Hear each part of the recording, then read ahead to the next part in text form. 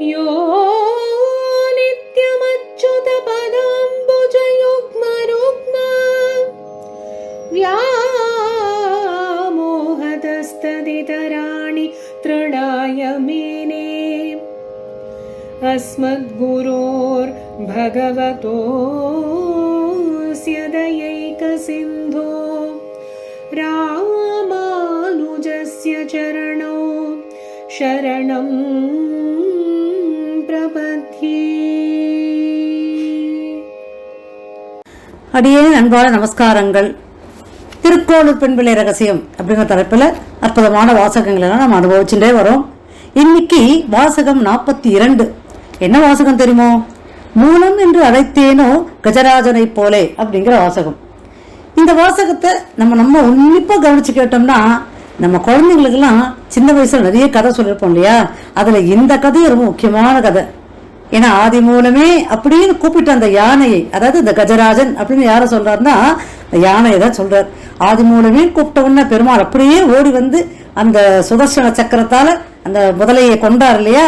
அததான் இந்த இடத்துல திருக்கோளூர் பெண் பிள்ளை ராமானுஜத்துல ரொம்ப அழகா எடுத்து சொல்றான். அந்த மாதிரி ஒரு பக்தியா எனக்கு ஆதி மூலமே அந்த கஷ்டத்தையும் அந்த பெருமாளை கூப்பிட்ட அந்த கஜராஜனா அந்த யானை போலயா நான் இருக்கேன் அப்படிலாம் இல்லையேன்னு ஆதங்கப்படுவதான அற்புதமான வாசகம். சரி, இது எல்லாருக்குமே பொதுவாக தெரிஞ்சிருக்கும். அதனால இது கஜேந்திர மோட்சம் தானே அப்படின்னும் போது இதுல நிறைய அற்புதமான விஷயங்கள் சிலதெல்லாம் இருக்கு. அதெல்லாம் உங்களுக்கு நான் எடுத்து சொல்றேன். இப்ப திருக்கோளூர் பெண் பிள்ளை எப்படி சொல்லியிருக்கா இந்த கதையை அப்படிங்கறதே நம்ம பார்ப்போம். இப்ப இந்த இடத்துல கஜராஜனுக்காக பெருமாள் ஓடி வந்தார் அப்படின்னு நம்ம பாக்குறோம் இல்லையா? பிரகலாதனுக்காக ஓடி வந்தாரே அந்த சின்ன குழந்தை, ஒண்ணுமோ நாராயணான்னு சொல்லிட்டே இருந்த குழந்தைக்காக அந்த பெருமாள் ஓடி வந்தார் இல்லையா? அப்ப பெருமாள் வந்து அவர் படைச்ச அந்த படைப்புகள்ல அவர் மனிதன், இவன் பெண், இவன் ஆண், இல்ல இது வந்து ஒரு மரம், இது யானை, இது சிங்கம் அப்படிங்கிற அந்த பாகுபாடே அவரிடத்துல கிடையாது. எல்லாமே அவர் படைத்த ஜீவன்கள் தான். அதனால எந்த ஜீவன் எப்படி ஆத்மார்த்த பக்தியில கூப்பிட்டாலும் ஓடி வருவார். இப்ப பக்திங்கிறது பொதுவா என்ன தெரியுமா? ஒரு நம்பிக்கை. இப்ப நம்மளோட கர்மாக்களை நம்ம செஞ்சுட்டு இருக்கோம்.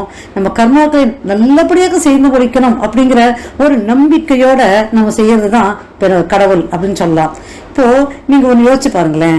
3 மாசத்துக்கு அப்புறம் ஏதோ ஒரு இடத்துக்கு நம்ம ஏதோ ஒரு யாத்திரா போகணும் அப்படின்னு முடிவு பண்ணும்போது 3 மாசத்துக்கு முன்னாடியே அதற்குண்டான ரயில் பயண டிக்கெட்டை நம்ம புக் பண்ண வேண்டியதா இருக்கு. அதற்குண்டான ஏற்பாடுகள்லாம் செய்ய வேண்டியதா இருக்கு. அது எந்த நம்பிக்கையில? ஏன்னா நம்மளோட வாழ்க்கை நிரந்தரம் இல்லை இல்லையா? இன்னைக்கு நினைக்கிறோம், இன்னைக்கு இதை பேசிட்டு இருக்கோம், நாளைக்கு என்ன நடக்கும் நமக்கு தெரியாது. ஆனா ஏதோ ஒரு நம்பிக்கை, 3 மாதம் கழித்து நிச்சயமாக நாம் நினைத்த அந்த இடத்துக்கு போய் சேருவோம் அப்படிங்கிற ஒரு நம்பிக்கை. அந்த நம்பிக்கைத்தான் பெருமாள். அந்த நம்பிக்கைய பெருமாள் இடத்துல வச்சிடணும். ஏன்னா நம்ம நினைக்கிறது இல்லை, அவன் என்ன நம்ம நடத்தின போறானோ அப்படி. அதுதான் ஆத்திகர்களுக்கும் நாத்திகர்களுக்கும் இருக்கிற வித்தியாசம். ஆனா பெருமாளை பொறுத்த வரைக்கும் நீ ஆத்திகனா இருந்தாலும் அவனுக்கு கவலை இல்லை, நீ நாத்திகனா இருந்தாலும் கவலை இல்லை. அவரோட கடமையை அவர் ஒழுங்கா செய்யக்கூடியவர். அதுதான் சொல்லணும். ஏன்னா காரியம் இல்லாமல் காரணம் இல்லை. எல்லா படைப்புகளுக்கும் ஏதோ ஒரு வகையில ஒரு காரணம் இருக்கு இல்லையா? இப்ப இந்த இடத்துல ஆதி மூலமே கூப்பிட்ட வந்த பெருமாள் அப்படியே ஓடி வந்தார் அப்படின்னு சொல்றோம் இல்லையா? சரி, இந்த யானை யாரு? ஏன்னா இதுக்கு எல்லாத்துக்குமே புராணத்துல கதை இருக்கு. இன்னும் சொல்ல போனா இந்த கஜேந்திர மோட்சம் அப்படிங்கிற இந்த அற்புதமான செய்தியை சித் மகாராஜாக்கு சுகப்பிரமம் எடுத்து சொல்றாரு இல்லையா? அது ஸ்ரீமத் பாகவத புராணத்துல 8வது ஸ்கந்தத்துல இருக்கக்கூடிய அற்புதமான கஜேந்திர மோட்சம். இந்த கஜேந்திர மோட்சத்தை அன்றாடம் சேவிக்கிறவாளுக்கு, அதை கேட்கிறவாளுக்கும் சொல்றவாளுக்கும் அத்தனை புண்ணியம். அப்பேற்பட்ட அற்புதமான சரிதை தான் இந்த கஜேந்திர மோட்சம். இதைதான் அழகா திருக்கோளூர் பெண் பிள்ளை ஒரு அருமையான வார்த்தைகள் இட்டு இந்த யானையோட பெருமைகளை சொல்றா. இப்ப இந்த இடத்துல இந்த யானை போன பிறவியில என்னவா இருந்தது அப்படின்னு பார்க்கும்போது புராணங்களை சொல்கிற மாதிரி இந்த யானையோட பேர் என்ன தெரியுமோ? இந்திரத்யும்னன் அப்படிங்கிற அரசன். மிகச்சிறந்த அரசன், அற்புதமாக நாட்டை ஆண்டவன்.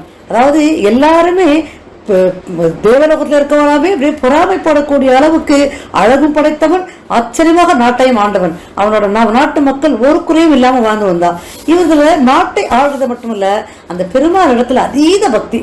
அந்த பெருமாளுக்கு பூஜை பண்ணாம அர்ச்சனை செய்யாம அவனால இருக்கவும் முடியாது, அவன் இருக்கவும் மாட்டான். அன்றாடம் அந்த பெருமாளுக்கு பூஜை அர்ச்சனை எல்லாம் செய்து அதுக்கு பிறகுதான் அவனோட நித்திய வாழ்க்கைகள் அதுக்கு பிறகுதான் ஆரம்பிப்பான். அப்பேற்பட்ட பக்தி ஒரு நாள் கூட விடாம அந்த பெருமாளை எப்போதுமே ஸ்ரீமன் நாராயணன் துதிச்சுட்டே இருக்கக்கூடிய ராஜா தான் அவன். ஒரு நாள் அப்படி பூஜை பண்ணிட்டே இருந்தான், தன்னை மறந்து, இந்த உலகத்தை மறந்து. ஏன்னா பெருமாள் கிட்ட போய் உட்காரும் போது நமக்கும் பெருமாளுக்கும் யாருமே நடுவில் கிடையாது, அப்படி பண்ணக்கூடிய பூஜை தானே பூஜை. அப்படி பூஜை பண்ணியிருந்தான். அந்த சமயத்துல துர்வாச முனிவர், ஒரு முனிவர், அவர் எப்பவுமே பொதுவாகவே ரொம்ப கோபக்காரர் இல்லையா. அந்த முனிவர் என்ன பண்ணார், அப்பெல்லாம் அந்த முனிவர்கள்லாம் ராஜாக்கள் எல்லாம் வந்து பாப்பா, அவெல்லாம் எப்படி ஆட்சி பண்றா, அவளுக்கு என்ன தேவை அப்படிலாம் கேட்கறதுக்காக வருவா. துர்வாச முனிவரும் வந்தார். ஆனா என்னன்னா, இந்த ராஜா வந்து அந்த கடவுளோட சிந்தனையிலேயே அந்த பெருமாளுக்கு அப்படியே ஆராதனை பண்ணிட்டே, ஸ்தோத்திரங்கள் சொல்லிட்டு, பூஜைகள் பண்ணிட்டே அப்படியே தியானத்துல தன்னை மறந்து இருந்தாரா. அந்த சமயத்துல துர்வாசர் வந்தது அவர் கவனிக்கல. பாவம், இதை கவனிக்காம இருந்தனால துர்வாச முனிவருக்காவது ஏதோ ஒரு பூஜை பண்றார், கொஞ்சம் சிறிது காலம் நம்ம காத்திருப்போம், ஏன்னா நாராயணனுக்கு தானே பூஜை பண்றாரு, காத்திருப்போமே அப்படிங்கிற அந்த எண்ணமும் கிடையாது. ஏன்னா துர்வாசெல்லாம் பாத்தீங்கன்னா நினைச்ச இடத்துல நினைச்ச போது வருவா, அவ நினைச்சதை கேட்பா, நினைச்சது உடனே நடத்தணும், இல்லைன்னா கோபம் வந்துடும். அது அவர் தான், அப்படித்தான். ஆனா மிகுந்த தவ வலிமை உடையவர் இல்லையா. இவர் என்ன பண்ணாரு, இது மாதிரி வந்திருக்கோம், நம்ம மதிக்காம இருக்கானே அப்படின்னு சொல்லிட்டு என்ன பண்றாரு, நீ யானையா போ அப்படின்னு சாபம் கொடுத்துறாரு. இந்த சாபத்தை கேட்ட உடனே மன்னன் காலில் விழுந்து அழறான், சுவாமி நான் வந்து கவனிச்சிருந்தா கண்டிப்பாக உங்களுக்கு பூர்ண கும்பத்தோடு நான் வரவழைச்சிருப்பேன். ஆனால் நான் பெருமாளோட இதில் அதே நினைப்பிலே இருந்துட்டேன். பெருமாளுக்கு பூஜை பண்ணிட்டு இருக்கும்போது எல்லாத்தையுமே நான் மறந்துட்டேன் சுவாமி, என்னை தயவு செய்து மன்னிச்சிடுங்கோ, என்னை தயவு செய்து என் சாபத்தை கொஞ்சம் நிவர்த்தி பண்ணி கொடுங்கோ அப்படின்னு காலில் விழுந்து கதறார். இந்த கதன உடனே என்ன பண்றது, துர்வாசர் சாபம் கொடுத்துட்டார். சரி, இந்த யானையாக நான் போயின்னு சாபம் கொடுத்தேன் இல்லையா, நீ யானையாக அடுத்த பிறவியில பிறக்கும் பொழுது உனக்கு நிச்சயமாக அந்த பெருமாளோட அருட்கடாற்றம் நேரில் பெருமாள் வந்து உன்னை காப்பாற்றுவார், உனக்கு இந்த மோட்சத்தை அள்ளி கொடுப்பார் அப்படின்னு சொல்லி ஆசீர்வதித்துட்டு அங்கிருந்து கிளம்பி போயிடுறார்.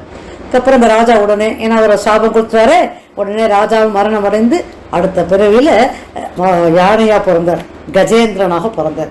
அந்த கஜேந்திரன் எங்க தெரியுமா, தன்னோட எல்லா யானைகளும் கூட்டிட்டு திருக்கூடமலை அப்படின்னு ஒரு மலை இருக்கு, அந்த மலையில தான் போய் தன் சகபரிவாரங்களோட ரொம்ப ஆச்சரியமாக இருந்தது. ஆனா என்ன ஒரு விஷயம் தெரியுமோ, இப்ப இது போன பிரிவில ராஜாவாக இருந்து இந்த மாதிரி சாபம் பெற்றவர்களே அது பெருமாளோட அதீத பக்தியாச்சு.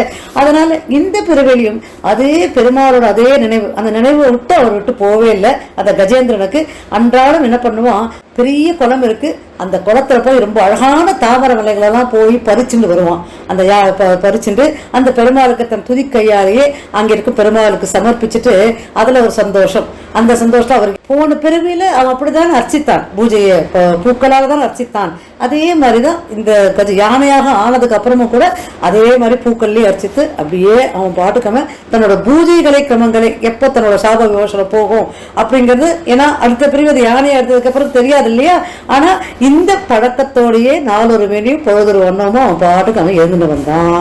இப்ப இந்த இடத்துல முதல்ல வந்து காலை பிடிச்சது அப்படின்னு சொல்றோம் இல்லையா, அந்த முதல்ல எப்படி அந்த இடத்துல வந்தது, அந்த தண்ணியில் எப்படி வந்தது அப்படின்னு சொல்லும்போது இந்த முதலைக்கும் ஒரு கதை இருக்கு. எதுவுமே காரணம் இல்லாமல் பிறவைகள் இல்லை நான் சொல்லியிருக்கேன் இல்லையா. இப்ப இந்த முதல்ல எப்படி வந்தது அப்படின்னா, இப்போ அந்த யானை கிட்ட நம்ம என்ன கேள்விப்பட்டோம், துர்வாச முனிவர் அங்க நேரில போய் சாபம் கொடுத்தார், ஏன்னா அவரோட அரண்மனைக்கு போய் சாபம் கொடுத்தார். இந்த இடத்துல கந்தர்வன் எப்படின்னா, இங்க ஒரு முனிவர் சந்தியாவந்தனம் பண்ணிட்டு இருந்தார் அந்த ஆத்துல அப்படி நின்றபடியே. அப்போ இந்த கந்தர்வன் என்ன பண்ண, அந்த நீரு கடியில போய் அவரோட காலை பிடிச்சி அப்படி விளையாடுற மாதிரி அவரை வந்து சந்தியாவந்தனம் பண்ண விடாம, அவர் எந்த விஷயமும் செய்ய விடாம அவரை டிஸ்டர்ப் பண்ணிட்டே இருந்தான். இதை பார்த்தோன்னா அந்த முதியவருக்கு ரொம்ப கோபம் வந்துடுது. நீ இந்த மாதிரி பண்றியா, இந்த மாதிரி நீ அடுத்த பிறவில நீ முதலையா போ அப்படின்னு சொல்லி சபிச்சிட்டார்.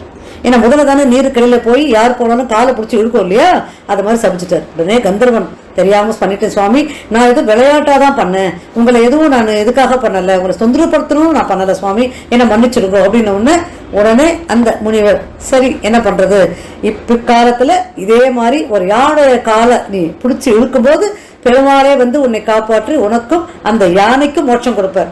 இது எப்படி இவருக்கு தெரியும் அப்படின்னா, முனிவர்கள் எல்லாருக்குமே ஞான திருஷ்டில எல்லாமே தெரியும் இல்லையா.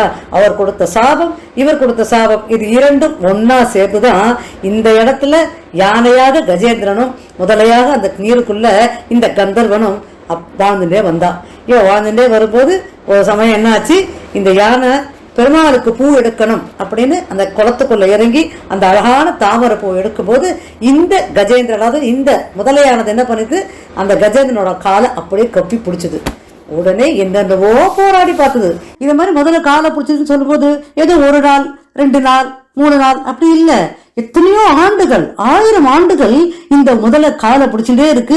அந்த கஜேந்திரனோட சதைய அப்படியே கொஞ்சம் கொஞ்சமா பிடிச்சி தின்னுட்டே இருக்கு இந்த முதல்ல. இந்த இடத்துல கஜேந்திரனுக்கு என்ன பண்றதுன்னே தெரியல. ஆனா கஜேந்திரனோட அந்த பழைய ஞாபகம் இருக்கு இல்லையா, அப்போ அந்த பழைய ஞாபகம் அவனை நாராயணன் நினைக்க வச்சது. அப்பதான் நாராயணனை ஆதிமூலமே ஆதிமூலமேன்னு கத்தித்து அந்த யானை. அப்படி கத்தின உடனே பெருமாள் அப்படியே எழுந்து ஸ்ரீ வைகுண்டத்துல அப்படியே எழுந்து நின்றார். அங்க லக்ஷ்மி காலை பிடிச்சுட்டு இருக்கா, அந்த காலை அப்படியே நகர்த்தி அப்படியே எழுந்து நின்றார். தன்னோட ஆடையை கூட அவர் சரியா உடுத்தல. ஏன்னா எழுந்து நிற்கும் போது கொஞ்சம் தளர்வா இருக்கும் இல்லையா ஆடை, அதை கூட அவர் சரி பண்ணிக்கல. எப்பவுமே கருட பகவான் இருக்கார் இல்லையா, அவர் தயாரா இருப்பார். பெருமாள் இறங்கின உடனே ஆதிசேஷன்ல இருந்து அவர் அப்படி இறங்கிட்டார்னா உடனே கருடன் தயாரா இருப்பார். ஆனா கருடனை கூட கவனிக்கலையாம் பெருமாள். எல்லாத்தையும் அப்படியே துறந்து ஓடி வந்தாராம் இந்த ஆதிமூல கூட்ட இந்த யானையை காப்பாத்துறதுக்கு. அப்படி ஓடி வந்து இந்த இடத்துல வந்து பார்த்தாராம். சுதர்சன சக்கரம் இருக்கு இல்லையா, அதை எடுத்து அப்படி விட்ட உடனே அந்த சுதர்சன சக்கரம் அந்த முதலையோட தலையை அப்படியே அறுத்து யானையோட கால் விடுபட்டுருது. இந்த இடத்துல சுதர்சன சக்கரம் அப்படின்னு சொல்லும்போது 2 பேருக்கு மோட்சம் இல்லையா, முதலைக்கும் மோட்சம், கஜேந்திரனோட காலம் விடுபட்டுருது. இப்ப இதையே கஜேந்திர மோட்சம் அப்படின்னு சொல்றான்னா, முதலைக்கு முதலையே மோட்சம் கொடுத்துட்டார் அவர். அந்த கந்தர்வனுக்கு முதலையே மோட்சம் கொடுத்தாச்சு. அந்த கஜேந்திரனை காப்பாத்தினார் கொஞ்ச நாளைக்கு அவர். கஜேந்திரன் சிறிது காலம் இருந்ததுக்கு அப்புறம் தான் இந்த மண்ணை விட்டு சாய்ந்தார். ஆனா அப்பயே பெருமாள் மோட்சத்திற்கு உண்டான வழியை கொடுத்தார். ஏன்னா எப்ப வந்து பெருமாள் ஓடி வந்து காப்பாத்தினாரோ, எப்ப அந்த கஜேந்திரனாகப்பட்ட அந்த யானை அந்த பெருமாளை பார்த்ததோ அப்பயே அதுக்கு மோட்சம் கிடைச்சிருது இல்லையா. அதனாலதான் இந்த வைபவத்தை கஜேந்திர மோட்சம் அப்படின்னு சொல்லிட்டு ரொம்ப விசேஷமா சொல்லுவா. அதுக்கப்புறம் பெருமாள் என்ன பண்ண, அந்த யானையை தன்னோட மடியில கிடத்தி அந்த கால்களுக்கு மருத்துவமும் சேர்த்து பார்த்தாராம். இந்த இடத்துல எல்லாருக்கும் ஒரு கேள்வி வரும், யானை கஷ்டப்படுறத பெருமாள் பார்த்துட்டு தானே இருக்கார். 1000 வருஷம் 2000 வருஷம் எல்லாம் சொல்றீங்க, அவ்வளவு பெருமாள் பார்த்துட்டே தான் இருக்கார், ஏன் உடனே ஓடி வந்திருக்கலாமே. ஏன்னா பெருமாளுக்கு யார் கஷ்டப்பட்டாலும் பொறுக்காதே, அது எல்லாருக்கும் கேள்வி வரும் இல்லையா. இந்த இடத்துல மகாபாரதத்துல ஒரு கதையை உங்களுக்கு நினைவுபடுத்தணும். என்ன தெரியுமா, இப்போ பாஞ்சாலி அந்த கிருஷ்ணன் மேல அதீத பக்தி கொண்டவதான். ஆனா அந்த சபையில அவனோட சேலையை பிடிச்சி இழுக்கும் போது அவ வந்து பெருமாள் உடனே ஓடி வரலையே. அவ வந்து தன்னால முடிஞ்ச வரைக்கும் தன்னை எத்தனை காத்திக் கொள்றாரோ, தன்னை நம்புறவா. இதுதான் சொல்றான் அந்த நம்பிக்கைன்னு சொன்ன பாத்தீங்களா. நம்ம மேல வச்சிருக்கிற நம்பிக்கையே இருக்கிற வரைக்கும் பெருமாள் கிட்டக்கே வரமாட்டார்னா உண்மையில உனக்கு நம்பிக்கை வச்சிருக்க இல்லையா, அதை முதல்ல செயல்படுத்து அப்படின்னு சொல்லுவார். இதுல தவறு எதுவும் கிடையாது இல்லையா. நான் இப்போ உண்மையில நம்பிக்கை வச்சிருக்கேன், நம்பிக்கை இருக்கிற வரைக்கும் இருக்கட்டுமே. அதனால பெருமாள் பொறுமையா தான் இருப்பார். அவோ 2 கைகளும் தூக்கி கோவிந்தா இதுக்கு மேல எனக்கு தெரியாதே கோவிந்தான்னு கத்தும் போதுதான் அந்த சேலையை அங்கிருந்து கொடுத்து அவர் மானத்தை காப்பாத்தினார் இல்லையா. அந்த மாதிரிதான் இந்த இடத்துல இப்ப அந்த யானையை தன்னை தானே போராடி, அது 1 வருஷம் 2 வருஷம் 1000 வருஷம் முதல்ல போராடித்து அந்த முதலை கிட்டே இருந்து காப்பாத்திக்கிறதுக்கு தன்னால எவ்வளவு முடிஞ்சுமோ போராட்டம் வரைக்கும் பெருமாள் கிட்டக்கே வர முடியலன்னா கூப்பிடாம இப்படி வருவா. கூப்பிட்டா பெருமாள் ஓடி வருவான்ல, அப்ப கூப்பிட்டாதான் ஓடி வருவானான்னு கேட்டா கூப்பிட்டா ஓடி வந்தாதான் நல்லது. கூப்பிடாமே நம்ம போய் நின்று வச்சுங்களேன், நமக்கு மரியாதையே இல்லை.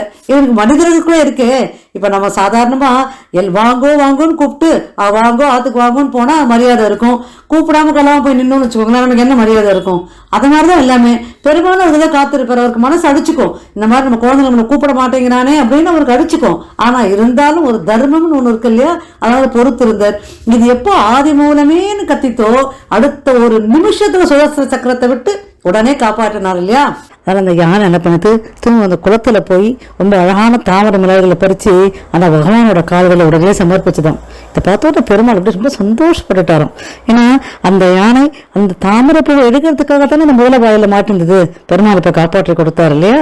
இதுதான் அவரோட ஆச்சரியமான பக்தி. ஏன்னா இதுதான் அவர் எதிர்பார்க்கிறது. ஒரு பெருமாள் இடத்துல போய் நான் அதை கொடுக்குறேன் இதை கொடுக்குறேன்னு சொல்ல வேண்டிய அவசியமே இல்லை. ஒரு சொட்டு கண்ணீர் அவர் நினைச்சிட்டு ஆத்மார்த்தமான நீ என் கூட கடைசி வரைக்கும் இருக்கேன்ற அந்த நம்பிக்கை அவன் இடத்துல சமர்ப்பிக்கும் போது அளவிடாத மகிழ்ச்சி அவனுக்கு. அப்படிதான் பெருமாள் ரொம்ப சந்தோஷப்பட்ட. இந்த இடத்துல திருவாழ்வையில அற்புதமா சொல்லுவார் நம்மாழ்வார், மாதவன் என்று ஓதவல்லீரே தீது ஒன்று மழையா ஏதும் சாராவே. மாதவான்னு கூப்பிடுங்க, அதை தவிர காப்பாற்றுறதுக்கு எதுவுமே கிடையாது, நமக்கு எந்த தீதுமே வராது அப்படின்னு நம்மாழ்வார் அவரோட திருவாழ்வை பாசுரத்துல பெருமாளோட பெருமைகள் எடுத்து சொல்வார். இந்த இடத்துல அதுதான் நடந்தது. ஆதி மூலமே கூப்பிட்டவன ஓடி வந்து காப்பாத்தினாரே, அப்படிதானா அப்படின்னு சொல்லி திருக்குறள் பெருமையிலே ராமாயணத்துல கேட்கிறான்.